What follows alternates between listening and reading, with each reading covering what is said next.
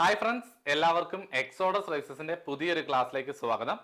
നമ്മുടെ പഠനം അവസാന ലാപ്പിലേക്ക് എത്തിയിരിക്കുകയാണ്.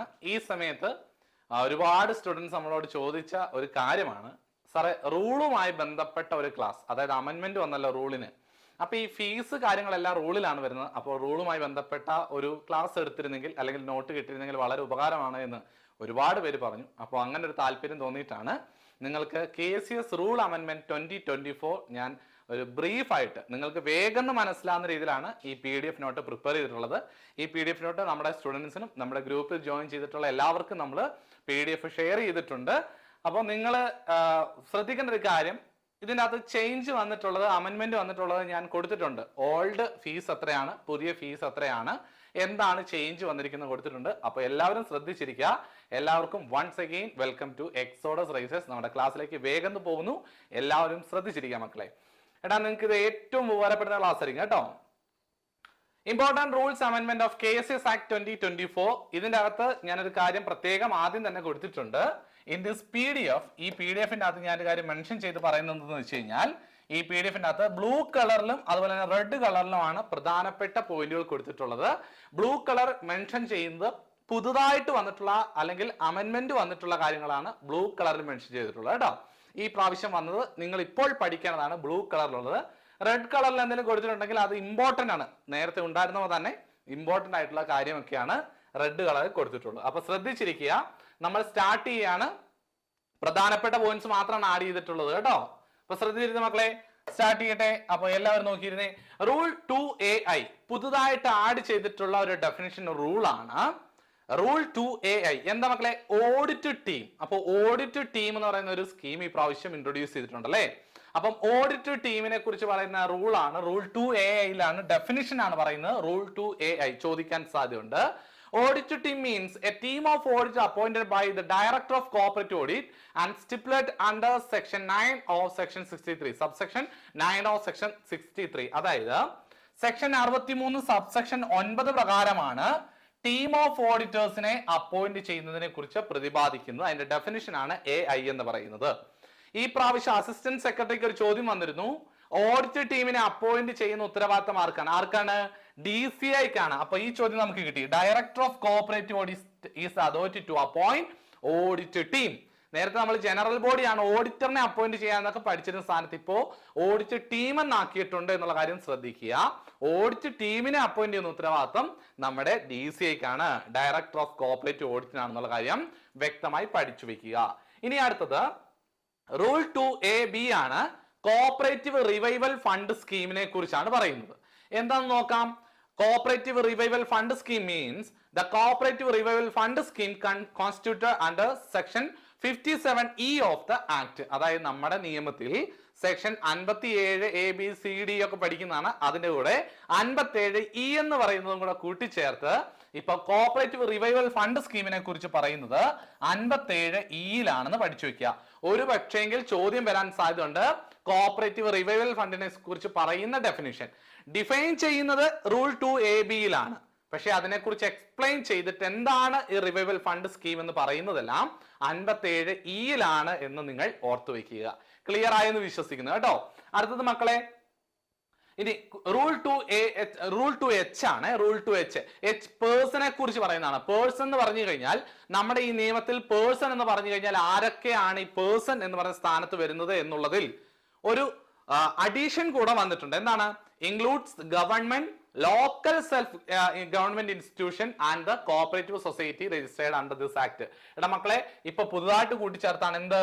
ലോക്കൽ സെൽഫ് ഗവൺമെന്റ് ഇൻസ്റ്റിറ്റ്യൂഷനെ കൂടെ ഒരു പേഴ്സൺ എന്ന് പറയുന്നതിലേക്ക് ആഡ് ചെയ്ത് പറയാം. എന്ന് പറഞ്ഞാൽ ഒരു പേഴ്സൺ എന്ന് പറഞ്ഞാൽ ലോക്കൽ സെൽഫ് ഗവൺമെന്റ് ഇൻസ്റ്റിറ്റ്യൂഷനെയും ആ ഒരു പേഴ്സൺ എന്നുള്ള പർട്ടിക്കുലർ പട്ടികയിൽ ഉൾപ്പെടുത്താൻ സാധിക്കുമെന്ന് നമ്മുടെ ഈ നിയമത്തിൽ ഇപ്പോൾ വന്നിട്ടുണ്ട് എന്നുള്ള കാര്യം ഓർത്തിരിക്കുക.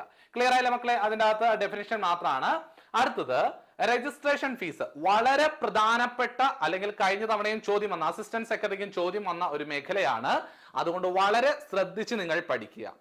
റൂൾ 3 പറയുന്നത് എന്താ മക്കളെ? Registration of A cooperative society. ഒരു സൊസൈറ്റിയുടെ രജിസ്ട്രേഷനുമായി ബന്ധപ്പെട്ട rule, application for registration. Rule 3. Rule 4 രജിസ്ട്രേഷനെ കുറിച്ച് പറയുന്നത്. റൂൾ 3 ബന്ധപ്പെട്ട സെക്ഷൻ ആണ് സെക്ഷൻ 6 എന്ന് പറയുന്നത് 3യുടെ ഇരട്ടിയാണെന്ന് ഞാൻ പറഞ്ഞിട്ടുണ്ട് അല്ലെ. സെക്ഷൻ 6ലാണ് ഈ റൂൾ 3യുമായി ബന്ധപ്പെട്ടത് പറയുന്നത്. അപ്പോൾ റൂൾ 3യിൽ പറയുന്ന കാര്യങ്ങളുമായി ബന്ധപ്പെട്ടിട്ടുള്ള സെക്ഷൻ 6ആണ്. സെക്ഷൻ 7 എന്ന് പറയുന്നതാണ് രജിസ്ട്രേഷനെ കുറിച്ച് പറയുന്നത്. അപ്പൊ സെക്ഷൻ 6ൽ ആപ്ലിക്കേഷൻ ഫോർ രജിസ്ട്രേഷൻ, നമ്മുടെ ഒരു കോപ്പറേറ്റീവ് സൊസൈറ്റി പുതുതായിട്ട് നമ്മൾ രൂപീകരിക്കുമ്പോൾ നമ്മൾ അപേക്ഷ കൊടുക്കേണ്ട രീതികളെ കുറിച്ചാണ് സെക്ഷൻ 7ൽ പറയുന്നത്.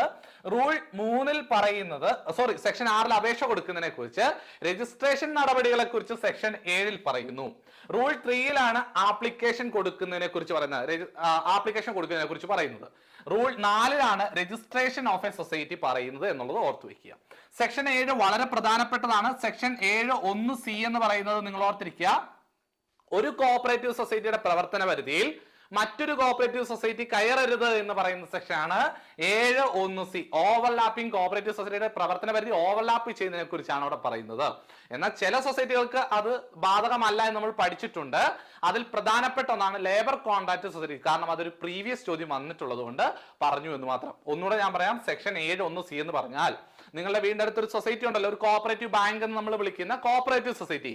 ആ കോഓപ്പറേറ്റീവ് സൊസൈറ്റിയുടെ പ്രവർത്തന പരിധിയിൽ മറ്റൊരു കോഓപ്പറേറ്റീവ് സൊസൈറ്റി വരാൻ പാടില്ല എന്ന് പറയുന്നതാണ് സെക്ഷൻ 7(1)(c)യിൽ കേട്ടോ. പക്ഷെ അത് ലേബർ കോൺട്രാക്ട് കോഓപ്പറേറ്റീവ് സൊസൈറ്റികൾക്ക് ബാധകമല്ല. അവർക്ക് പ്രവർത്തന പരിധി ഒന്നും വിഷയമല്ല. എപ്പോൾ വേണേലും എവിടെ വേണേലും സ്റ്റാർട്ട് ചെയ്യാൻ പറ്റും. എടാ മക്കളെ, ഹൈക്കോടതി നിയമവിരുദ്ധമെന്ന് പറഞ്ഞിരിക്കുന്ന സെക്ഷൻ ഏതെന്നൊരു ചോദ്യം വരാൻ സാധ്യതയുണ്ട്. ഒരു തവണ പ്രീവിയസ് ചോദ്യം ഒരു തവണ വന്നിട്ടുള്ളതാണ്. ഹൈക്കോടതി നിയമവിരുദ്ധം എന്ന് പറഞ്ഞ് വെച്ചിരിക്കുന്ന ഒരു നിയമമാണ് നമ്മുടെ കേസസ് ആയിട്ട് സെക്ഷൻ 7(1)(c). എന്താണെന്നറിയാമോ? ഹൈക്കോടതി, അങ്ങനെ തന്നെ എഴുതുക കേട്ടോ.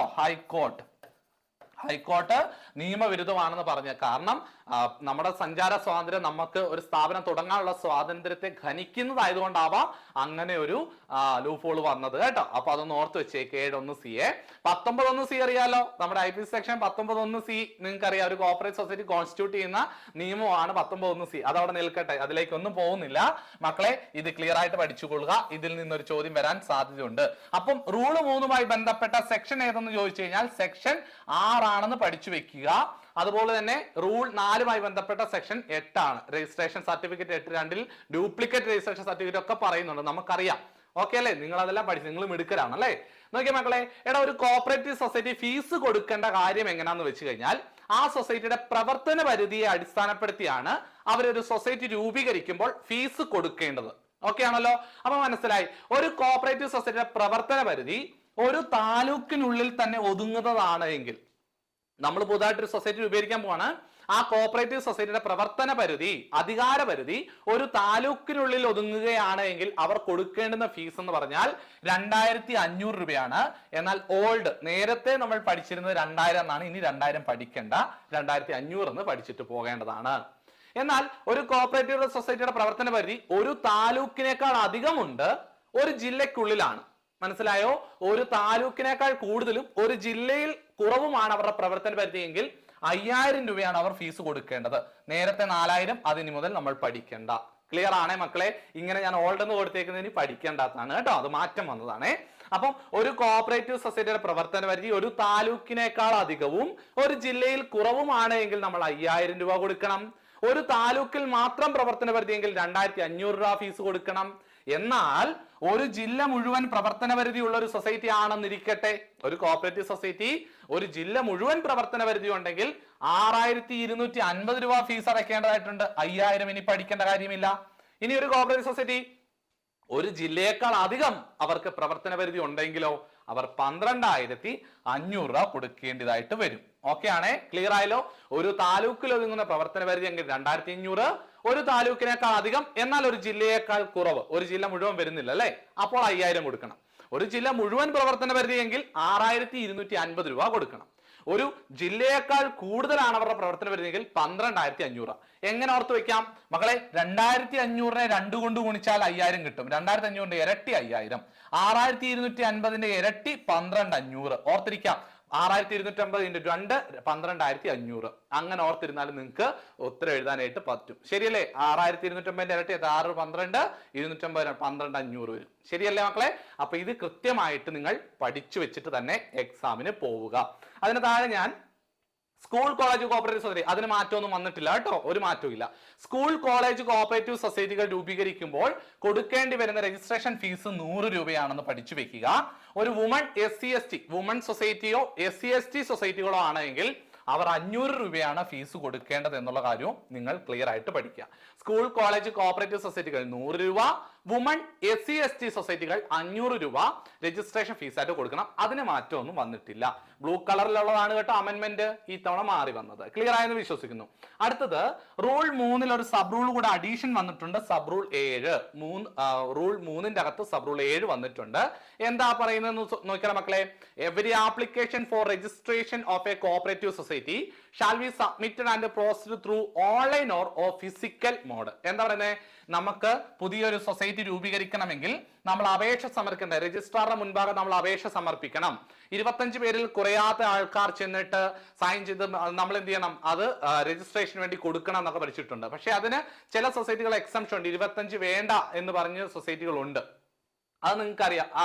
ഇനി അതുപോലെ തന്നെ മക്കളെ 25 പേരൊക്കെ ചേർന്നിട്ട് ഒരു അപേക്ഷ സമർപ്പിക്കണം. അപേക്ഷ സമർപ്പിച്ചാൽ രജിസ്ട്രാർ അതിന്മേൽ തീരുമാനം എടുക്കണം. തീരുമാനം എടുത്തില്ലെങ്കിൽ നമ്മൾ റെപ്രസെന്റേഷന് പോകണം. തീരുമാനം എടുത്തു എന്നിട്ട് റിജക്ട് ആയിട്ടുണ്ടെങ്കിൽ നമ്മൾ അപ്പീലിന് പോകണം. അപ്പൊ അപ്പീലും റെപ്രസെന്റേഷൻ രണ്ടും രണ്ടാണ്. ഇതെല്ലാം നമ്മൾ പഠിച്ചു പോരുന്നതാണ് അല്ലെ. നോക്കിയാ മക്കളെ, ഇവിടെ പറയുന്നത് ഒരു സൊസൈറ്റി രൂപീകരിക്കാനായിട്ട് അപേക്ഷ സമർപ്പിക്കണം. നേരത്തെ ഫിസിക്കൽ നേരിട്ട് നമ്മൾ അപേക്ഷ സമർപ്പിക്കണം എന്നുള്ള സ്ഥാനത്ത് ഇപ്പൊ വേണമെങ്കിൽ ഓൺലൈൻ ആയിട്ടും, ഇപ്പൊ എല്ലാം ഓൺലൈൻ ആയി അല്ലെ, എല്ലാം നമുക്ക് ഓൺലൈൻ ആയിട്ട് സമർപ്പിക്കാനും സാധിക്കും എന്നുള്ളത് റൂൾ 3 സബ് റൂൾ 7ന്റെ അകത്തൊരു അഡീഷൻ വന്നിട്ടുണ്ട് എന്നുള്ള കാര്യം ക്ലിയർ ആയിട്ട് പഠിച്ചു വെക്കുക.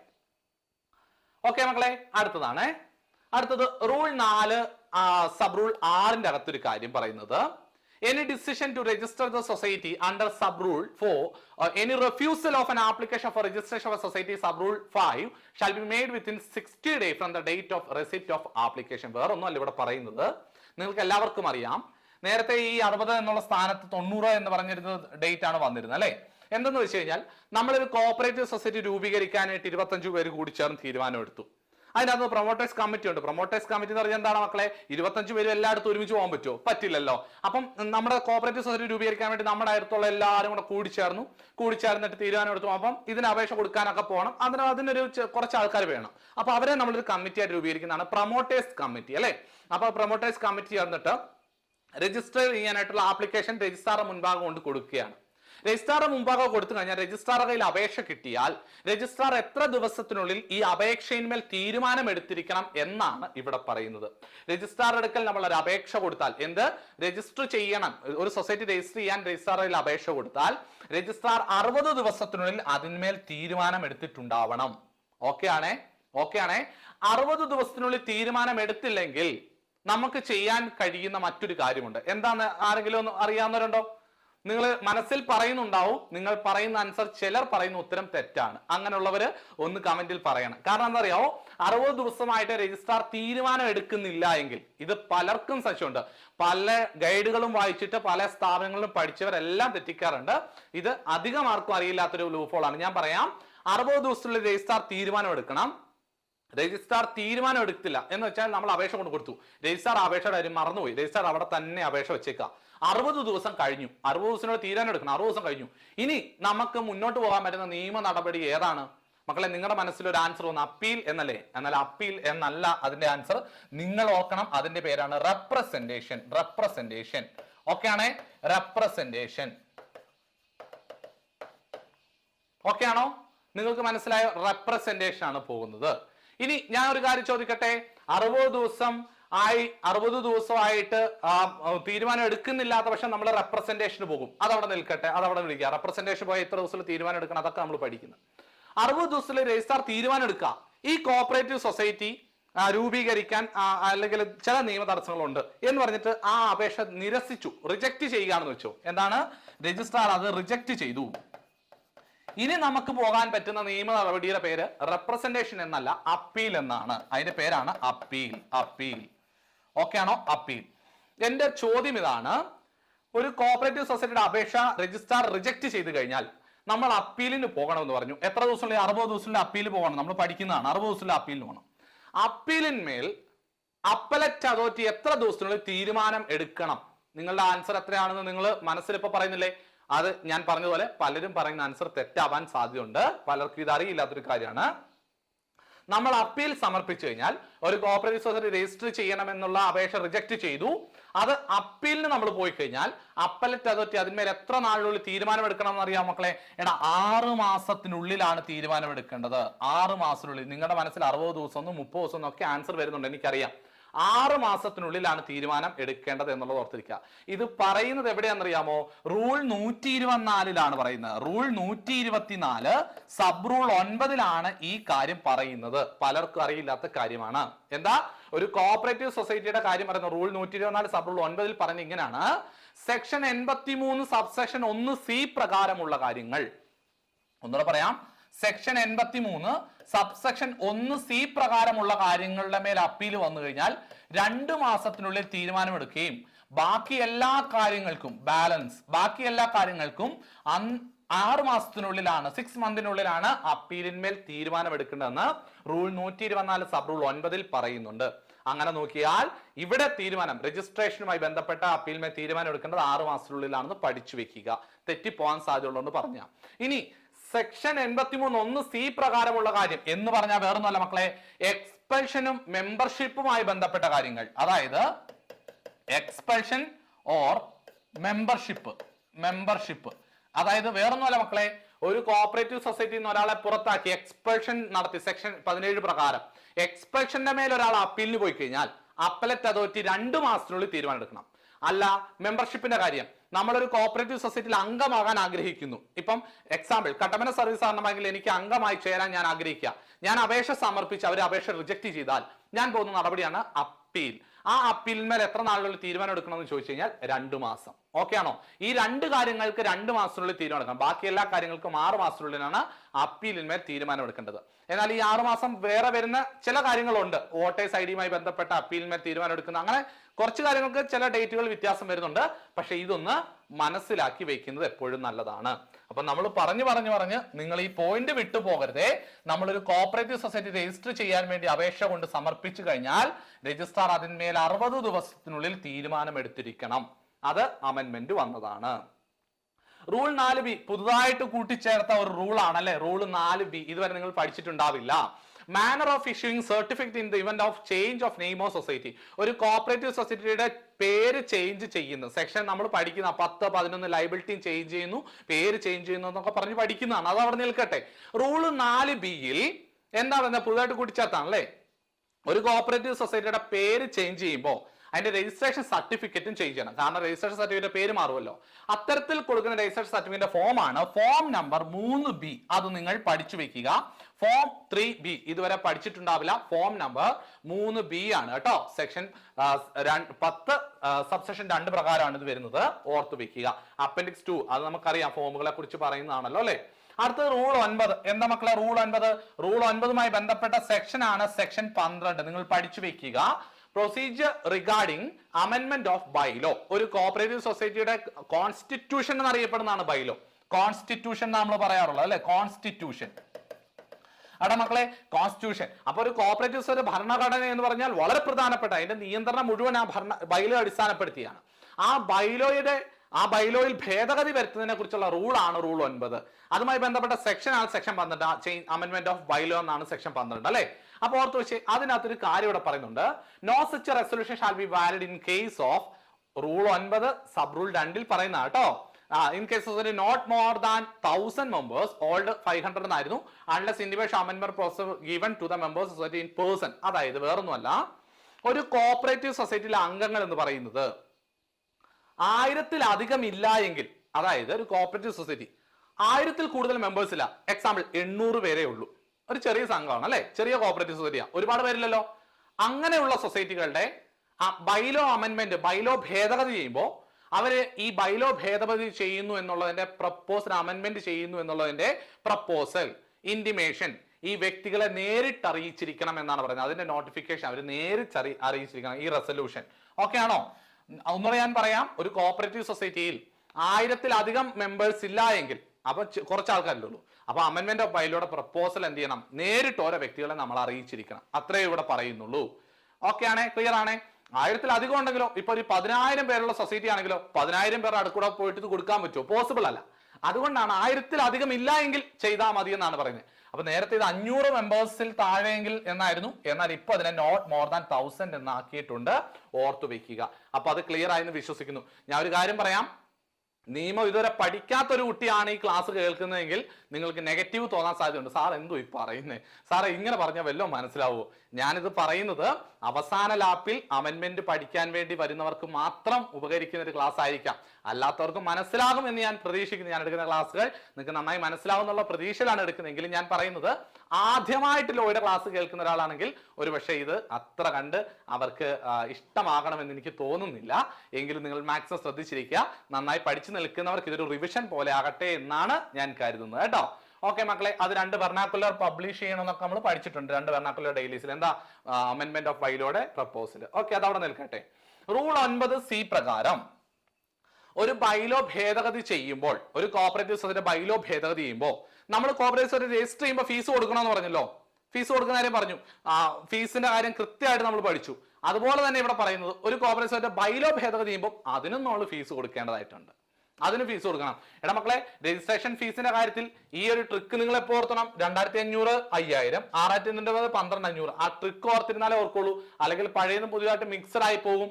പഴയത് പഠിച്ചിട്ട് നിൽക്കുന്നവർ ഉറപ്പായിട്ടും തെറ്റിക്കും. അതുകൊണ്ട് അങ്ങനെ നിങ്ങൾ ഓർക്കുകയും ചെയ്യരുത് കേട്ടോ. അപ്പൊ 2500, 5000, 6500, 12,500 എന്നുള്ളത് ഓർത്ത് വെക്കണം. ഇവിടെ പറയുന്നത് ബൈലോ ഭേദഗതിയാണ്.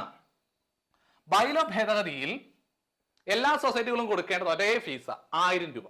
ഓക്കെ ആണേ, ഒരു കോർപ്പറേറ്റ് ബൈലോ ഭേദഗതി ചെയ്യുമ്പോൾ. പക്ഷെ രജിസ്ട്രേഷൻ ഫീസ് എങ്ങനെയാണ്? ഒരു താലൂക്കിൽ പ്രവർത്തന പരിധിയെങ്കിൽ 2500, ഒരു താലൂക്കിൽ കൂടുതൽ ഒരു ജില്ലയിൽ കുറവാണെങ്കിൽ 5000. ശരിയല്ലേ? ഒരു ജില്ലയിൽ കൂടുതൽ പ്രവർത്തന പരിധി ആണെങ്കിൽ 6250. ഒരു ജില്ലയിൽ കൂടുതൽ പ്രവർത്തന പരിധി, ഒരു ജില്ല മുഴുവൻ പ്രവർത്തന പരിധി ആണെങ്കിൽ 6250. ഒരു ജില്ലയിൽ കൂടുതൽ പ്രവർത്തന പരിധി ആണെങ്കിൽ 12,500 രൂപ. ഇങ്ങനെയായിരുന്നു ഫീസ് കൊടുക്കേണ്ടത്. എന്നാൽ ബൈലോ ഭേദഗതി ചെയ്യുന്ന കാര്യം പറയുമ്പോൾ എല്ലാ സൊസൈറ്റികളും കൊടുക്കേണ്ട ഫീസ് 1000 ആണ്. നേരത്തെ അത് 500 ആണ്. ഇനി അത് പഠിക്കേണ്ട. 1000 രൂപ ഫീസ് കൊടുക്കണം.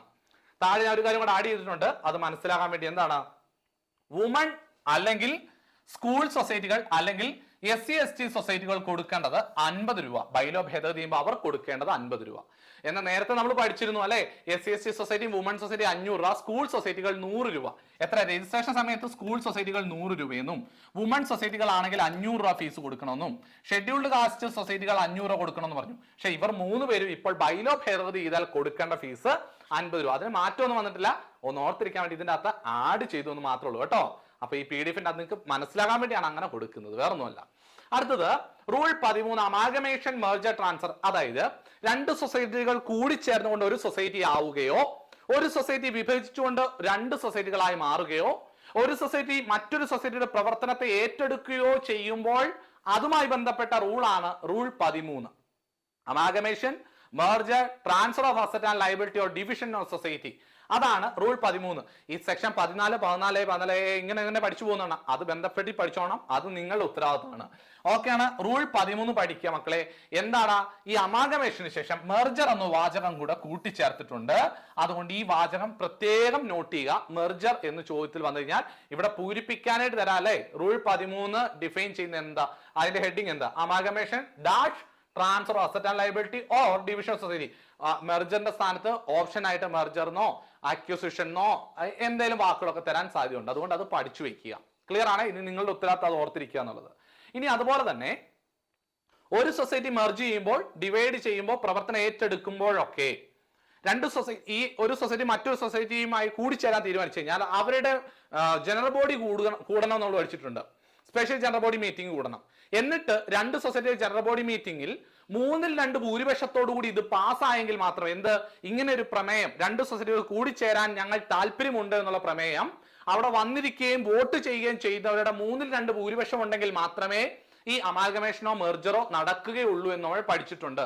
എന്നാൽ ഈ 3/2 ഭൂരിപക്ഷം എന്നുള്ളതിനെ മാറ്റിയിട്ട് ഇപ്പോൾ സിമ്പിൾ മജോറിറ്റി എന്നാക്കിയിട്ടുണ്ടെന്ന് ഓർത്തു വെക്കുക. എന്താ മക്കളെ? 2 സൊസൈറ്റികൾ കൂടി ചേരണം എന്നുണ്ടെങ്കിൽ നേരത്തെ ഈ സൊസൈറ്റികളുടെ ജനറൽ ബോഡി വിളിച്ചു ചേർത്ത് ആ ജനറൽ ബോഡി പൊതുയോഗത്തിലുള്ള ആൾക്കാരുടെ 3/2 ഭൂരിപക്ഷം വേണമായിരുന്നു. ഇപ്പോഴതിനെ സിമ്പിൾ മജോറിറ്റി എന്നാക്കിയിട്ടുണ്ട്. 3/2 ഭൂരിപക്ഷം വേണ്ട.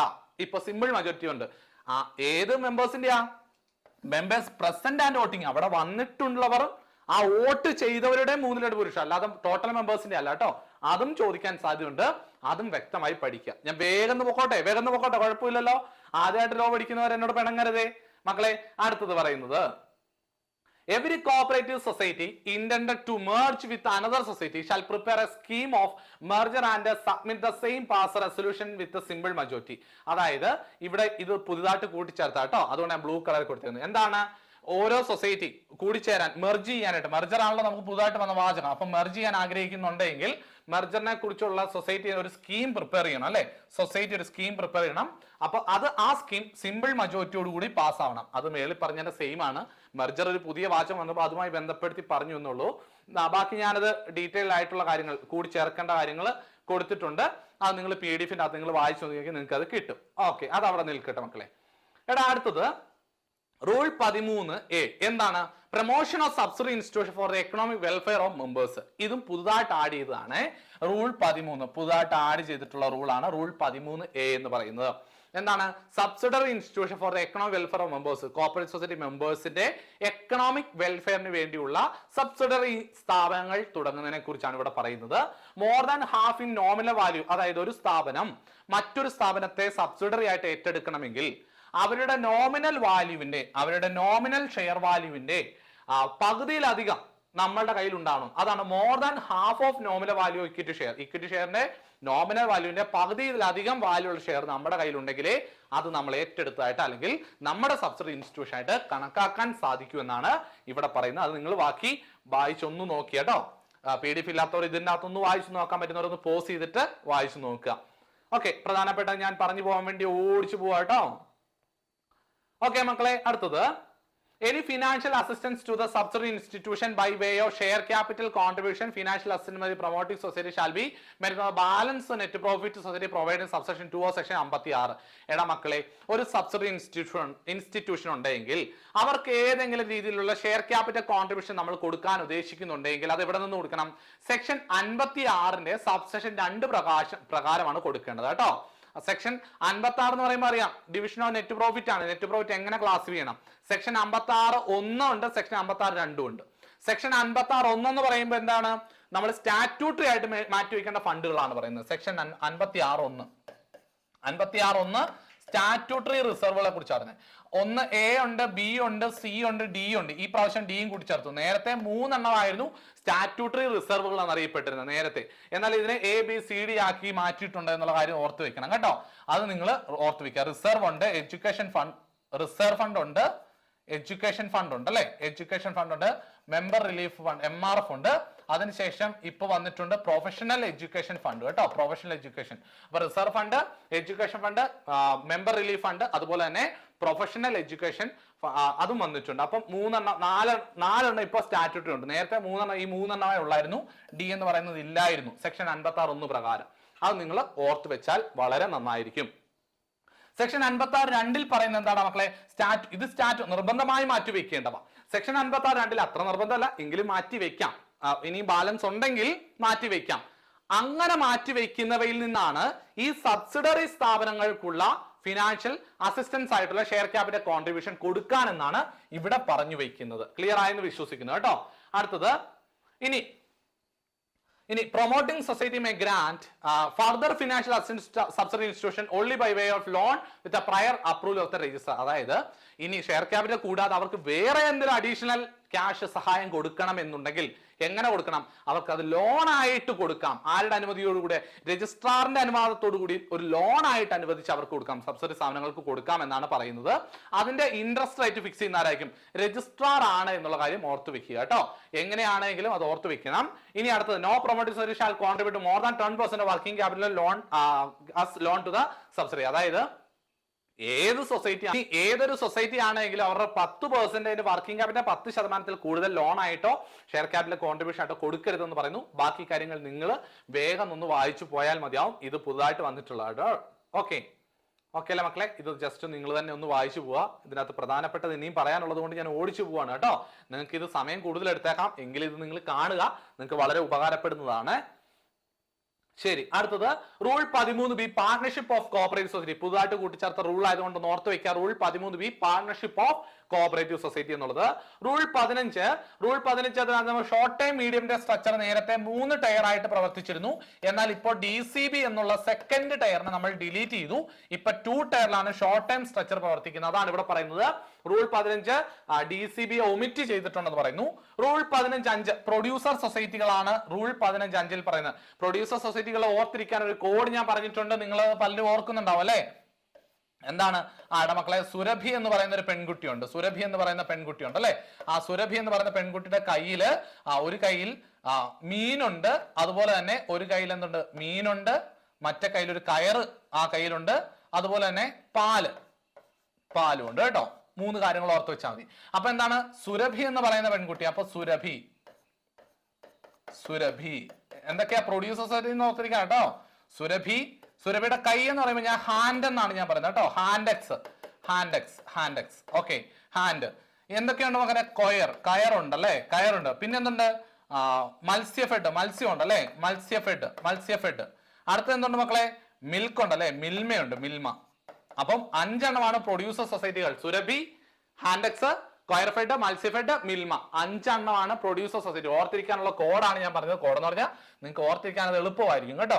അങ്ങനെ വരുന്നതിൽ central coir marketing society omit ചെയ്തിട്ടുണ്ട്. അപ്പൊ സെൻട്രൽ കൊയർ മാർക്കറ്റിംഗ് ഇനി മുതൽ ഇല്ല, റൂളിന്റെ അകത്ത് ഇല്ല. കൊയർ അപ്പെക്സും ലോവർ ലെവലിൽ, പ്രൈമറി മാത്രമേ ഉള്ളൂ, സെൻട്രൽ കൊയർ ഇല്ല. അടുത്തത് മിസ്സെല്ലേനിയസ് ആയിട്ട് വന്നിരുന്ന 15 പ്രകാരം മിസ്സെല്ലേനിയസ് സൊസൈറ്റികൾക്കകത്ത് ഒരു അഡീഷൻ വന്നിട്ടുണ്ട്. റൂൾ 15(12) പ്രകാരം 12(4) പ്രകാരം റൂൾ 15(12)(4) പ്രകാരം സോഷ്യൽ കോഓപ്പറേറ്റീവ് സൊസൈറ്റി എന്നും റൂൾ 15(12)(5) പ്രകാരം യൂത്ത് കോഓപ്പറേറ്റീവ് സൊസൈറ്റി എന്നും അഡീഷൻ വന്നിട്ടുണ്ട്. ഈ 2 കാര്യങ്ങൾ പഠിച്ചുക്കണം. യൂത്ത് കോഓപ്പറേറ്റീവ് സൊസൈറ്റി 45 വയസ്സ് വരെയാണ് മെമ്പർഷിപ്പ് അല്ലെ?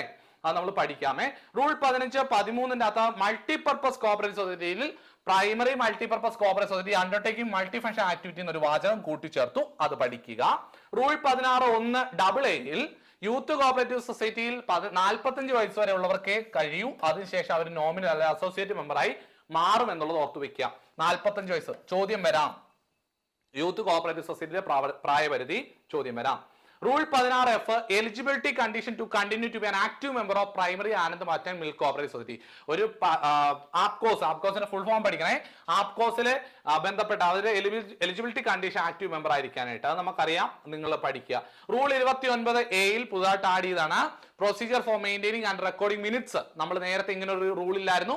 മിനിറ്റ്സ് ബുക്ക് എഴുതി ചേർക്കാൻ പറ്റുന്ന ആർക്കൊക്കെയാണ്? നേരത്തെ മിനിറ്റ്സ് ബുക്ക് എഴുതാനുള്ള അധികാരം പ്രസിഡന്റിനും മിനിറ്റ്സ് കസ്റ്റഡിയിൽ വെക്കാൻ അല്ലെങ്കിൽ സൂക്ഷിച്ചു വെക്കേണ്ട ഉത്തരവാദിത്തം ചീഫ് എക്സിക്യൂട്ടീവിനുമാണ്. ഇപ്പോഴും ചീഫ് എക്സിക്യൂട്ടീവ് ആണ് കെപ്റ്റ് ചെയ്യേണ്ടത്, സൂക്ഷിച്ചു വെക്കേണ്ട ഉത്തരവാദിത്തം. അതായത് മിനിറ്റ്സ് ബുക്ക് സൂക്ഷിച്ചു വെക്കേണ്ട ഉത്തരവാദിത്തം സിഇഒയ്ക്ക്, ചീഫ് എക്സിക്യൂട്ടീവ് അല്ലെങ്കിൽ സെക്രട്ടറിക്കാണ്. എന്നാൽ അത് റെക്കോർഡ് ചെയ്യാനുള്ള അധികാരം ആർക്കൊക്കെ ഉണ്ട് മക്കളെ? ഈ റൂള് പഠിക്കണേ. റെക്കോർഡ് ചെയ്യാൻ റെക്കോർഡഡ് ബൈ ഒന്നെങ്കിൽ പ്രസിഡന്റിന് റെക്കോർഡ് ചെയ്യാം, അല്ലെങ്കിൽ മാനേജിംഗ് കമ്മിറ്റിയിൽ ഒരു മെമ്പറിന് മിനിറ്റ്സ് റെക്കോർഡ് ചെയ്യാം, അല്ലെങ്കിൽ സിഇഒ ചീഫ് എക്സിക്യൂട്ടീവിന് അല്ലെങ്കിൽ സെക്രട്ടറിക്ക് റെക്കോർഡ് ചെയ്യാനുള്ള അധികാരം ഉണ്ട്. ഇത് അഡീഷൻ വന്നാണ്. ബാക്കി നിങ്ങൾ വേഗം വായിച്ചു നോക്കിയേ. ക്ലിയർ അല്ലേ?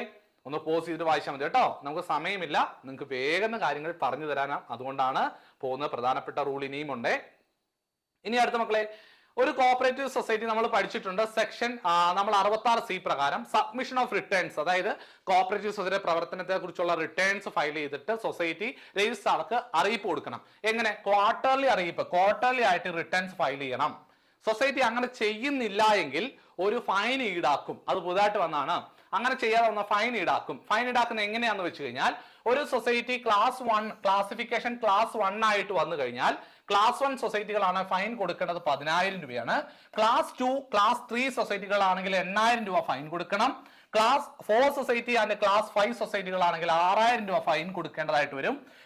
ബാക്കിയുള്ള ക്ലാസിഫിക്കേഷൻ ഏത് സൊസൈറ്റി ആണെങ്കിലും 5,000 രൂപ ഫീസ് കൊടുക്കേണ്ടതായിട്ട്, ഫൈൻ കൊടുക്കേണ്ടതായിട്ട് വരും എന്നുള്ള കാര്യം ഓർത്തു വെക്കുക കേട്ടോ. അത് മനസ്സിലായല്ലോ? വീണ്ടും പറയണ്ടല്ലോ. ഇനി അടുത്തത് റൂൾ 35(A) അതിന്റെ 3(A)ൽ പറയാണ്, in case society with not more than 1,000 members of voter list, state corporate election commission intimate each member of parliament voter list particular notification. എടാ അതെങ്ങനെ പറയുന്നത്? നേരത്തെ നമ്മൾ പഠിച്ചതുപോലെ തന്നെ നോട്ട് മോർ ദാൻ 1,000, 1000-ൽ കൂടുതൽ മെമ്പേഴ്സ് ഇല്ല എങ്കിൽ എന്താണ് ഇലക്ഷൻ നോട്ടിഫിക്കേഷൻ വ്യക്തികളെ നേരിട്ട് അറിയിച്ചിരിക്കണം എന്നാണ് പറയുന്നത് കേട്ടോ. നേരത്തെ 500 ആയിരുന്നു, ഇപ്പോൾ ഇലക്ഷനുമായി ബന്ധപ്പെട്ട നോട്ടിഫിക്കേഷൻ ഇലക്ഷൻ കമ്മീഷൻ ഓരോരുത്തരെ അറിയിക്കണം, നേരിട്ട് അറിയിക്കണം. എങ്ങനെയാണെങ്കിൽ നോട്ട് മോർ ദാൻ 1000, 1000-ൽ കൂടുതൽ മെമ്പേഴ്സ് ഇല്ലെങ്കിൽ അറിയിച്ചാൽ മതി, അല്ലെങ്കിൽ നേരിട്ട് അറിയിക്കേണ്ട കാര്യമില്ല കേട്ടോ. അത് നമ്മൾ നേരത്തെ പഠിച്ചോളാം തന്നെ, ബൈലോ അമെന്റ്മെന്റിന്റെ കാര്യം പറഞ്ഞ പോലെ. അടുത്തത് rule 35CA, manner of election of members to the state cooperative and state cooperative bank, അതുപോലെ തന്നെ ക്ലാസിഫിക്കേഷൻ ഈച്ച് മെമ്പേഴ്സ്. എടാ മക്കളെ, നമ്മുടെ കേരള ബാങ്കിലേക്കുള്ള ഇലക്ഷൻ, മാനേജിംഗ് കമ്മിറ്റിയുടെ ഇലക്ഷൻ, ഇതിൽ നിന്നൊരു ചോദ്യം വന്നതാണ്, പഠിച്ചു വെക്കുക. ക്ലാസ് എ മെമ്പേഴ്സ് 15 മെമ്പേഴ്സിനെ എലക്ട് ചെയ്യുന്നുണ്ട് കേട്ടോ. ടോട്ടൽ മെമ്പേഴ്സ് ഒക്കെ 21 ആണ്, 25. ഇവിടെ കൊടുത്തിരിക്കുന്നത് shall not consider not less than 20, 21-ൽ കുറയരുതെന്നാണ്. പക്ഷെ നിയമം നമ്മൾ പഠിക്കുന്നത് അങ്ങനല്ല കേട്ടോ. പ്രൈമറി സൊസൈറ്റിയിൽ 7 മുതൽ 15 അംഗങ്ങൾ വരെയും, അപ്പെക്സ് ആണെങ്കിൽ 7 മുതൽ 21 അംഗങ്ങൾ വരെയും എന്നാണ്. ഇവിടെ 21-ൽ കുറയരുതെന്നാണ്, 21-ൽ കൂടരുതെന്നായിരുന്നു വരേണ്ടിയിരുന്നത് കേട്ടോ. അതാണ് നിങ്ങൾ പഠിച്ചു വെച്ചാൽ മതി. 21 പേരിൽ 15 മെമ്പേഴ്സിനെ എലക്ട് ചെയ്യപ്പെടുകയാണ് ചെയ്യുന്നത്. ക്ലാസ് എ ക്ലാസ് മെമ്പേഴ്സ് ആണ് അവരെ എലക്ട് ചെയ്യുന്നത്. അതൊരു ചോദ്യം വന്നതാണ് കേട്ടോ. അപ്പൊ 15 പേരെയാണ് എ ക്ലാസ് മെമ്പേഴ്സ് എലക്ട് ചെയ്യുന്നത്, 15 പേരെ. ആ 15 പേരിൽ 40 മെമ്പേഴ്സ് ഈച്ച് ഡിസ്ട്രിക്ട്, ഓരോ ജില്ലയെ പ്രതിനിധീകരിക്കുന്ന 14 പേരും എലക്ട് ചെയ്യപ്പെടണം. അതിന്റെ അകത്തുനിന്ന് ജനറൽ 10 പേരുണ്ടായിരിക്കും, വുമൺ 3 മെമ്പേഴ്സ്, SC/ST ഒരാളുണ്ടായിരിക്കും. 2 seat board of directors are reserve for members shall not exceed age of 40 years. 40 വയസ്സിൽ കൂടാത്ത 2 പേർക്ക് വേണ്ടി വുമൺ മെമ്പേഴ്സിനുള്ള സീറ്റ് റിസർവ് ചെയ്തിട്ടുണ്ടാവണം. അതൊക്കെ നിങ്ങൾ വായിച്ചു നോക്കിയാൽ മതി മക്കളെ. എടാ അടുത്ത പറയുന്നു UCBയെ പ്രതിനിധീകരിച്ചുകൊണ്ട് ഒരാൾ. അപ്പൊ 14 ഒന്നും 15 പേരാണ് എ ക്ലാസ് മെമ്പേഴ്സ് സെലക്ട് ചെയ്യുന്നത്. ഇനി അതുപോലെ തന്നെയാണ് 2 പേരെ ഇൻഡിപെൻഡന്റ് പ്രൊഫഷണൽസിനെ നോമിനേറ്റ് ചെയ്യപ്പെടുന്നത്, 2 നോമിനേറ്റഡ് മെമ്പേഴ്സ്. അപ്പൊ എങ്ങനെയാണ് ഇലക്ഷനിലൂടെ 15 പേര് പ്ലസ് 2 പേരെ നോമിനൽ മെമ്പേഴ്സ് പ്ലസ് എന്താണ് മക്കളെ 4 ex officio, 4 ex officio, അങ്ങനെ ടോട്ടൽ 21 മെമ്പേഴ്സ് ആണ് വരുന്നത് കേരള ബാങ്കിൽ വരുന്നത്. അത് ഒന്ന് ഓർത്ത് വെക്കുക. അടുത്ത rule 35, procedure for payment of ഫീ. അത് എന്താണ്? ഇലക്ഷൻ നടന്നു കഴിഞ്ഞാൽ ഒരു കോർപ്പറേറ്റ് സൊസൈറ്റി ഇലക്ഷൻ നടന്ന ഫീസ് ആർക്ക് കൊടുക്കണം? ഗവൺമെന്റിന് കൊടുക്കണം. ഫീസ് ആര് നിശ്ചയിക്കും? ഇലക്ഷൻ കമ്മീഷൻ നിശ്ചയിക്കും. ഇലക്ഷൻ കമ്മീഷൻ നിശ്ചയിച്ച ഫീസ് ഗവൺമെന്റിന് കൊടുക്കണം. ഇവിടെ കോർപ്പറേറ്റ് യൂണിയൻ എന്നൊരു വാക്കുകൂടെ ചേർന്നിട്ടുണ്ട്. അതായത് ഓരോ കോർപ്പറേറ്റീവ് സൊസൈറ്റികൾ അല്ലെങ്കിൽ കോർപ്പറേറ്റീവ് യൂണിയനുകൾ ആർക്ക് ഫീസ് കൊടുക്കണം? ഇലക്ഷൻ കമ്മീഷന് ഗവൺമെന്റിന് ഇലക്ഷൻ കമ്മീഷൻ പറയുന്ന ഫീസ് കൊടുക്കണം. എങ്ങനെയാണ് ഫീസ് കൊടുക്കേണ്ടത്? അപ്പെക്സ് സൊസൈറ്റിയുടെ സ്റ്റേറ്റ് കോർപ്പറേറ്റീവ് യൂണിയന്റെ ഇലക്ഷൻ ആണെങ്കിൽ അവർ 7500 രൂപ ഫീസ് ആയിട്ട് കൊടുക്കണം. നേരത്തെ 5000, ഇനി 5000 വേണ്ട. ഇനി ഞാനിത് പറയില്ല കേട്ടോ. സെൻട്രൽ ആൻഡ് ഫെഡറൽ സൊസൈറ്റികൾ കൊടുക്കേണ്ട വരുന്ന എത്രയാണ് മക്കളെ? സെൻട്രൽ ഫെഡറൽ സൊസൈറ്റികൾ 4500 രൂപ കൊടുക്കണം. ക്രെഡിറ്റ് സൊസൈറ്റി, ഹൗസിംഗ് സൊസൈറ്റികൾ 3000 രൂപയാണ് കൊടുക്കേണ്ട fees. Other society and circle cooperative union 1500 രൂപ ഇലക്ഷൻ ഫീസ് ആയിട്ട് കൊടുക്കണം. ഒന്നുകൂടെ ഓടിച്ചു നോക്കിയേ, ഒരു സ്ക്രീൻഷോട്ട് എടുക്കാൻ നിങ്ങൾക്ക് പാകത്തിന് വെച്ച് തരാം, നോക്കിക്കോളൂ മക്കളെ. പഠിക്കുക പറഞ്ഞേ. അപ്പെക്സ് സൊസൈറ്റികൾ 7500, സെൻട്രൽ ഫെഡറൽ 4500, ക്രെഡിറ്റ് സൊസൈറ്റികൾ, ഹൗസിംഗ് സൊസൈറ്റി 3000. ഈ 3000 ചോദിക്കും, ഒരു തവണ ചോദിച്ചാണ് ക്രെഡിറ്റ് സൊസൈറ്റി, ഹൗസിംഗ് സൊസൈറ്റി ചോദിച്ചിട്ടുണ്ട് കേട്ടോ, പഠിച്ചു വയ്ക്കുക. അടുത്തത് റൂൾ 38 സബ് റൂൾ 5 പറയുന്നു, term of office of less than. ഇത് ഞാൻ എടുത്ത ക്ലാസ് ആയതുകൊണ്ട് ഞാൻ വേഗം പറയാം. ഒരു കോപ്പറേറ്റീവ് സൊസൈറ്റിയുടെ മാനേജിംഗ് കമ്മിറ്റിയുടെ ആരെങ്കിലും പിരിഞ്ഞു പോയി കഴിഞ്ഞാൽ അവരുടെ കാലാവധി, ഇനി വരുന്ന കാലാവധി എന്ന് പറഞ്ഞാൽ less than half of original time ആണെങ്കിൽ നോമിനേറ്റ് ചെയ്യും. അത് ഞാൻ നന്നായിട്ട് വിശദമായിട്ട് ക്ലാസ് എടുത്തതാണ് അല്ലെ. അപ്പം ഇപ്പോഴത്തെ കമ്മിറ്റി തന്നെ നോമിനേറ്റ് ചെയ്യുന്നു ഞാൻ പറഞ്ഞു. നോമിനേറ്റ് ചെയ്ത് ഒരാളെ എടുക്കുകയാണ് ചെയ്യുന്നത്. അങ്ങനെ ഒരാളെ നോമിനേറ്റ് ചെയ്ത് സെലക്ട് ചെയ്ത് കഴിഞ്ഞാൽ നോമിനേറ്റ് ചെയ്ത് 30 ദിവസത്തിനുള്ളിൽ ഈ വിവരം സൊസൈറ്റി ആരെ അറിയിച്ചിരിക്കണം എന്ന് പറയുന്നത്? Intimate election commission and registrar. Okay ആണോ? രജിസ്ട്രാറിനെയും ഇലക്ഷൻ കമ്മീഷനെയും ഈ വിവരം അറിയിക്കണം. എന്താണ്? ഞങ്ങൾ ഒരു നോമിനേറ്റഡ് മെമ്പറിനെ എടുത്തിട്ടുണ്ട് എന്നുള്ള കാര്യം അറിയിക്കണം. അടുത്തത് election of president, vice president, members of committee. ഒരു പ്രസിഡന്റോ വൈസ് പ്രസിഡന്റ് ഇലക്ഷന്റെ സമയത്ത് നമ്മൾ പഠിച്ചിട്ടുണ്ട്. അവിടെ ഒരു കാഷ്വൽ വേക്കൻസി വന്നാൽ, അതായത് ഒരു പ്രസിഡന്റ് സെലക്ട് ചെയ്തതാണ്, പ്രവർത്തിച്ചുകൊണ്ടിരുന്നപ്പോൾ പ്രസിഡന്റ് പെട്ടെന്ന് പോയി, പുള്ളി പോവാന്ന് പറഞ്ഞിട്ട് ഇറങ്ങിപ്പോയി, പുള്ളി പുള്ളി അവിടെ വന്നിട്ട് ഇന്ന കാരണങ്ങൾ കൊണ്ട് ഞാൻ പോവാന്ന് പറഞ്ഞിട്ട് പ്രസിഡന്റ് പോയി. അപ്പൊ അവിടെ പ്രസിഡന്റ് വേക്കൻസി വന്നു. അങ്ങനെ വേക്കൻസി വന്നു കഴിഞ്ഞാൽ, വേക്കൻസി വന്ന് 30 ദിവസത്തിനുള്ളിൽ നമ്മൾ ഈ കാര്യം സ്റ്റേറ്റ് കോഓപ്പറേറ്റീവ് ഇലക്ഷൻ കമ്മീഷൻ അറിയിക്കണം. ഇലക്ഷൻ കമ്മീഷൻ 7 ദിവസത്തിനുള്ളിൽ ഒരാളെ അപ്പോയിന്റ് ചെയ്യും. ആരെയാണ്? പ്രിസൈഡിംഗ് ഓഫീസർ അപ്പോയിന്റ് ചെയ്യും. പുള്ളി വന്ന് 7 ദിവസത്തിനുള്ളിൽ മീറ്റിംഗ് വെച്ചിട്ട് എലക്ട് ചെയ്യുന്നൊക്കെ അപ്പോൾ പഠിച്ച.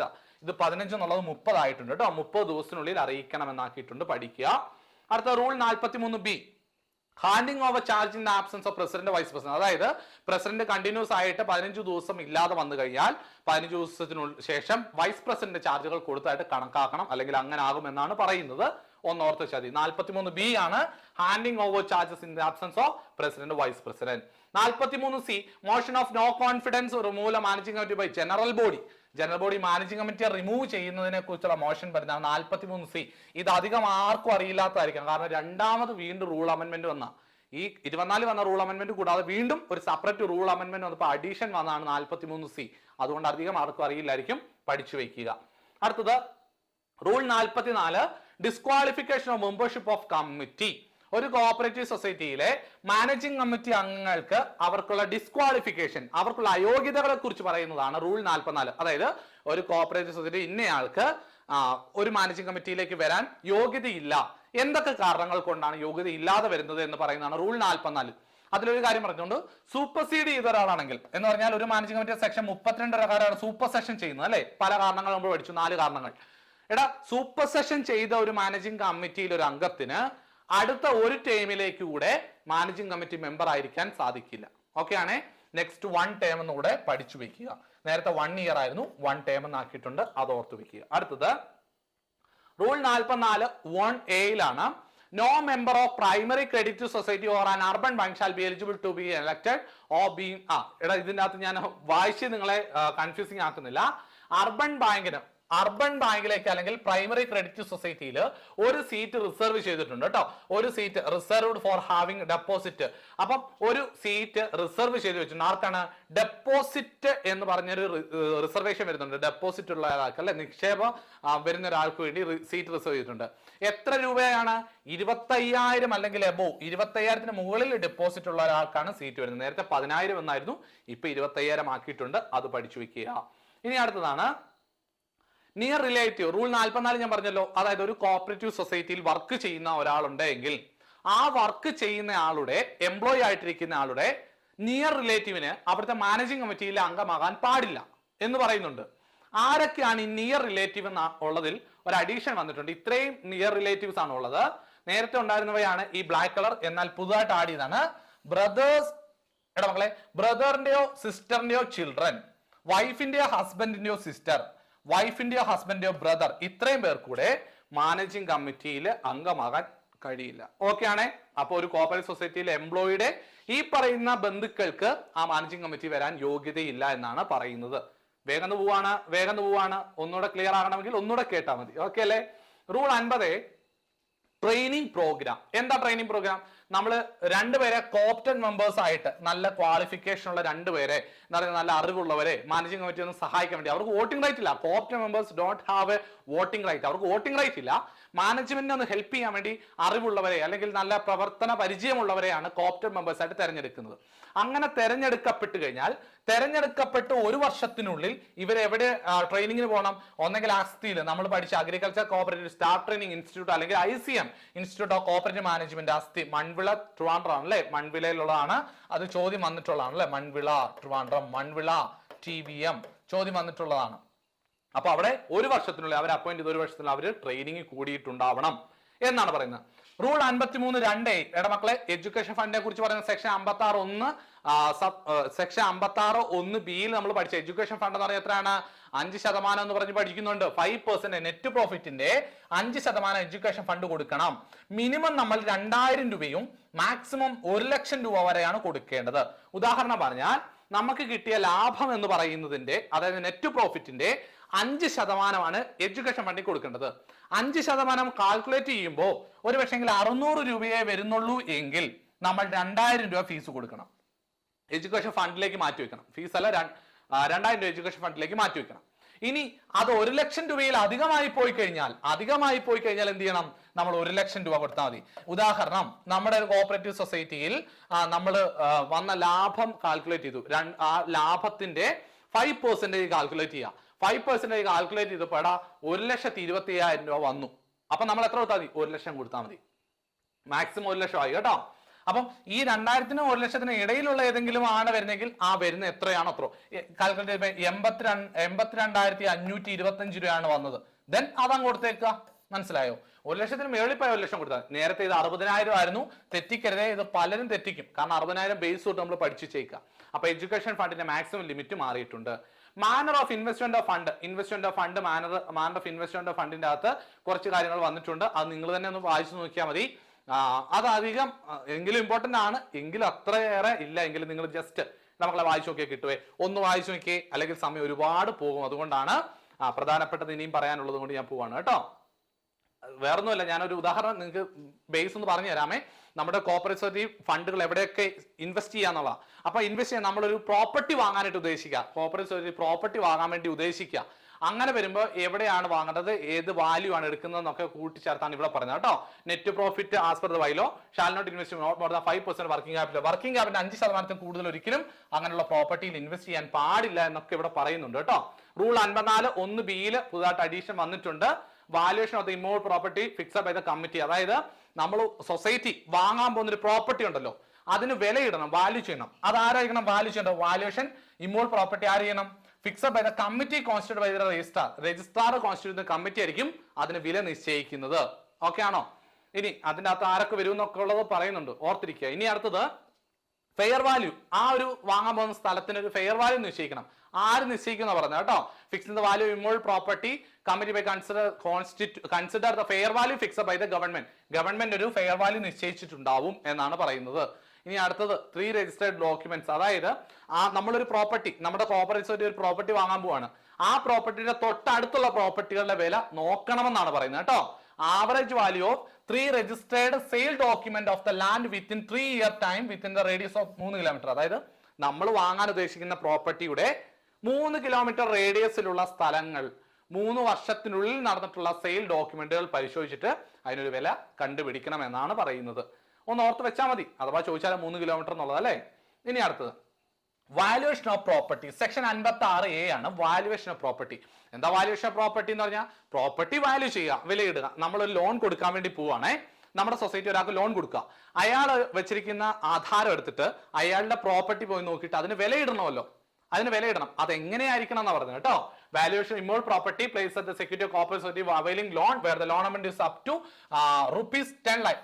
10 ലക്ഷത്തിനുള്ളിൽ നിൽക്കുന്ന ഒരു ലോൺ ആണെങ്കിൽ shall be valued by officers supervisory cadre authorized by the committee. Committee authorise ചെയ്യുന്ന ഒരു സൂപ്പർവൈസറി കേഡറിലുള്ള ഒരു ഓഫീസർ ആണ് കമ്മിറ്റിയാണ് അതിന് വിലയിടേണ്ടത്. shall be valued by an officer or officer in the supervisory cadre authorized by the committee. Okay ആണോ? അതായത് 10 ലക്ഷം വരെയുള്ള ലോണുകൾക്ക് ഒരു ഓഫീസറാണ് ആ പ്രോപ്പർട്ടിക്ക് ഒരു വിലയിടുന്നത്. ആരാണ്? സൂപ്പർവൈസറി കേഡറിലുള്ള ഒരു ഓഫീസറാണ് വിലയിടുന്നത്. The authorized officer or officer shall submit a detailed valuation report concerning the market value of the property. Maximum amount granted loan shall not exceed more than 50% of such valuation. അതായത് ആ officer പോയിട്ട് അവിടെ ഒരു fair value കണ്ടുപിടിച്ചിട്ട് valuation നടത്തൂല, valuation റിപ്പോർട്ടൊക്കെ വെക്കും. ആ valuation റിപ്പോർട്ടിന്റെ 50% കൂടുതൽ ഒരിക്കലും ലോൺ കൊടുക്കാൻ പാടില്ല. Shall not exceed 50% of such valuation. Valuation വെച്ച എമൗണ്ടിനേക്കാൾ 50% കൂടുതൽ ഒരിക്കലും ലോൺ കൊടുക്കരുത് എന്നാണ് പറയുന്നത്.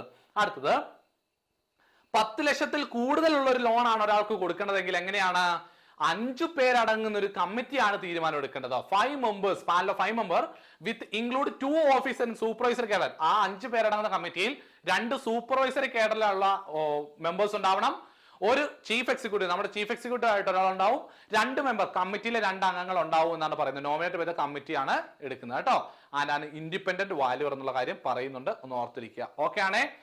ഓക്കെ, ഇനി അത് നിങ്ങൾ ഓർത്ത് വെക്കുക കേട്ടോ. 2 officer supervisor cadre which 1 shall be the chief executive. അപ്പം 2 സൂപ്പർവൈസർ കേഡറിലുള്ള ഓഫീസറിൽ ഒരാൾ ആരായിരിക്കണം? ചീഫ് എക്സിക്യൂട്ടീവ് ആയിരിക്കണം എന്നാണ് പറയുന്നത്. അത് നിങ്ങളൊന്ന് ഓർത്ത് വെച്ചാൽ മതിയാവും. ഇനി അത് ആരായിരിക്കും? രജിസ്ട്രാർ വരുന്നുണ്ട്, ഡെപ്യൂട്ടി തഹസിൽദാർ എന്നൊക്കെ പറയുന്നുണ്ട്. അതൊന്ന് ജസ്റ്റ് ഒന്ന് വായിച്ചു നോക്കിയേക്ക് കേട്ടോ. ഇവിടെയും പറയുന്നുണ്ട് അതും 50% കൂടുതൽ കൊടുക്കാൻ പാടില്ല. ഏത് 10 ലക്ഷത്തിന് കൂടുതലുള്ള ലോൺ ആണെങ്കിൽ. അടുത്തത് റൂൾ 67 പ്രധാനപ്പെട്ട ഒരു ചേഞ്ച് വന്നാണ് അല്ലെ. Arbitration court. നമുക്കറിയാം ആർബിട്രേഷൻ കോർട്ടിന്റെ പ്രിസൈഡിംഗ് ഓഫീസറുടെ ചുമതല, പ്രിസൈഡിംഗ് ഓഫീസറുടെ അധികാരം, ഏത് അധികാരത്തിൽ നിൽക്കുന്ന വ്യക്തി ആയിരിക്കണം എന്നുള്ളത് നേരത്തെ നമ്മൾ പറഞ്ഞു. 7 വർഷത്തെ ബാർ എക്സ്പീരിയൻസ് ഉള്ള ആളെ 3 വർഷത്തേക്ക് അപ്പോയിന്റ് ചെയ്യുന്നു എന്നുള്ളതാണ്. എന്നാൽ ഈ 3 വർഷവും മാറ്റി 7 വർഷത്തെ ബാർ എക്സ്പീരിയൻസ് ഉള്ള ആളെന്നുള്ളതും മാറ്റിയിട്ടുണ്ട്. ഇപ്പൊ എങ്ങനെയാണ്? ആർബിട്രേഷൻ കോർട്ട് എന്ന് പറഞ്ഞാൽ ആരാണ്? Officer of and above the rank of municipal magistrate of the judicial service appointed by the government on deputation basis. Deputation basis government ആണ് അപ്പോയിന്റ് ചെയ്യുന്നത്.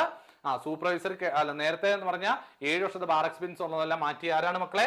മുനിസിപ്പൽ മജിസ്ട്രേറ്റ് എന്നാക്കിയിട്ടുണ്ട് കേട്ടോ. Officer of above the rank of munsiff, magistrate, civil judge, junior division എന്നുള്ളത് ആക്കിയിട്ടുണ്ട്. ഓർത്ത് വെക്കുക, അത് നിങ്ങൾക്ക് കിട്ടണം. പിന്നെ അതിന്റെ കൂടെ ഒരു കാര്യമാണ് ഞാൻ പറയാം സാർ, അതിനൊരു സെക്രട്ടറി ഉണ്ടാവും. സെക്രട്ടറിയുടെ റാങ്ക് അവിടെ പറഞ്ഞിട്ടുണ്ട്. അസിസ്റ്റന്റ് രജിസ്ട്രാർ തസ്തികയിൽ കുറയരുത്. അപ്പം ആർബിട്രേഷൻ കോർട്ടിന്റെ സെക്രട്ടറിയുടെ റാങ്ക് എന്ന് പറഞ്ഞാൽ അസിസ്റ്റന്റ് രജിസ്ട്രാറിൽ തസ്തികയിൽ കുറയാത്ത ആളായിരിക്കും എന്നുള്ളത് ഓർത്ത് വെക്കുക. അടുത്തത് ഡിസ്പ്യൂട്ടിന്റെ ഫീസ്. ഇത് പലർക്കും സംശയമുള്ള ഒരു കാര്യമാണ്. അമെന്റ്മെന്റ് വന്നിട്ടും പലർക്കും പിടികിട്ടാത്ത കാര്യമാണ്. എടാ 10 രൂപയുടെ തർക്കത്തിന് 50 പൈസയാണ് ഡിസ്പ്യൂട്ട് ഫീസ് ആയിട്ട് അടയ്ക്കേണ്ടി വരുന്നത്. അതായത് ഏതെങ്കിലും തർക്കമുണ്ടായാൽ പണപരമായിട്ടുള്ള തർക്കമുണ്ട്, പണപരമല്ലാത്തതുണ്ട്. മോണിറ്ററി ഡിസ്പ്യൂട്ടുകൾ രജിസ്ട്രാർ കൈകാര്യം ചെയ്യും. നോൺ മോണിറ്ററി ഡിസ്പ്യൂട്ടുകൾ ആർബിട്രേഷൻ കോർട്ട് കൈകാര്യം ചെയ്യും. നമ്മൾ അങ്ങനെ ഡിസ്പ്യൂട്ട് വന്നു കഴിഞ്ഞാൽ അതിന് മോണിറ്ററി ഡിസ്പ്യൂട്ട് ആണെങ്കിൽ ഫീസ് കൊടുക്കണം. പണപരമായിട്ടുള്ള തർക്കമാണല്ലോ. അപ്പോൾ പണപരമായിട്ടുള്ള തർക്കത്തിൽ എത്രയാണ് എമൗണ്ട് വരുന്നത്, ആ എമൗണ്ടിന്റെ 10 രൂപയ്ക്ക് 50 പൈസ എന്ന നിരക്കിൽ ഫീസ് കൊടുക്കണം. ഒന്നുകൂടെ ഞാൻ സിമ്പിൾ ആയിട്ട് പറഞ്ഞു കഴിഞ്ഞാൽ ഇത് 50 പൈസ 100 രൂപ, 10 രൂപയ്ക്ക് 50 പൈസ. അപ്പം 100 രൂപയ്ക്ക് 500 പൈസ. 500 പൈസ എന്ന് പറഞ്ഞാൽ എത്രയാണ്? 5 രൂപ. അപ്പൊ 100 രൂപയ്ക്ക് 5 രൂപയാണ് ഫീസ് കൊടുക്കേണ്ടത്. ശതമാനത്തിലാക്കിയാൽ അങ്ങനെ തന്നെയല്ലേ? 5%. എത്രയിൽ? 100ൽ 5%. ദാറ്റ് മീൻസ് 5% ആണ് നമ്മൾ ഡിസ്പ്യൂട്ടിന് കൊടുക്കേണ്ടത്. ഓക്കെ, ഒരു എന്തെങ്കിലും തർക്കം ഉണ്ടായ, ആ പണപരമായ തർക്കം ഉണ്ടായ ആ എമൗണ്ടിന്റെ 5% ആണ് നമ്മൾ ഫീസ് ആയിട്ട് കാൽക്കുലേറ്റ് ചെയ്യേണ്ടത് എന്നാണ് അതിന്റെ അർത്ഥം. പിടികിട്ടിയോ? അതാണ് 10 രൂപയ്ക്ക് 50 പൈസ കൊടുക്കണം എന്ന് പറഞ്ഞാൽ 5% കൊടുക്കണം എന്ന് അതിന്റെ അർത്ഥം. ഓക്കെ, അങ്ങനെ 5% കാൽക്കുലേറ്റ് ചെയ്യുമ്പോൾ ഇപ്പൊ ഏതൊരു തർക്കം വന്നു, ആ തർക്കം വന്ന തുകയുടെ 5% കാൽക്കുലേറ്റ് ചെയ്തു. 5% കാൽക്കുലേറ്റ് ചെയ്യുമ്പോൾ 1 രൂപ മുതൽ 2 ലക്ഷം വരെയുള്ള തർക്കങ്ങളാണ് എങ്കിൽ നിങ്ങൾ ഓർക്കണം, ഈ 2 ലക്ഷം വരെയുള്ള തർക്കം, 1 രൂപ മുതൽ 2 ലക്ഷം രൂപ വരെയുള്ള തർക്കങ്ങളാണ് എങ്കിൽ മിനിമം 500, മാക്സിമം 5000. അതായത് ഇതിലേതോ ഒരു തുകയിലാണ്, അതായത് ഇതിനിടയിലുള്ള ഒരു തുകയ്ക്കാണ് തർക്കം വന്നത്. ആ തർക്കം വന്ന തുകയുടെ 10 രൂപയ്ക്ക് 50 പൈസ കണക്കാക്കാം. അതായത് 5% കാൽക്കുലേറ്റ് ചെയ്യുമ്പോൾ നമുക്ക് വന്നത് 500ൽ താഴെ ഒരു എമൗണ്ട് ആണ്. 500ൽ താഴെ ഒരു എമൗണ്ട് ആണ്. അതായത് എക്സാമ്പിൾ നിങ്ങൾക്ക് മനസ്സിലാൻ വേണ്ടി പറയാം. എടാ മക്കളെ, ഒരു 2000 രൂപയുടെ തർക്കം ഉണ്ടായത്. 2000 രൂപയുടെ തർക്കം ഉണ്ടായത്. 2000 രൂപയുടെ തർക്കമാണ്. ഫീസ് എത്ര രൂപ കൊടുക്കണം? 2000 രൂപയുടെ തർക്കം ഉണ്ടായി.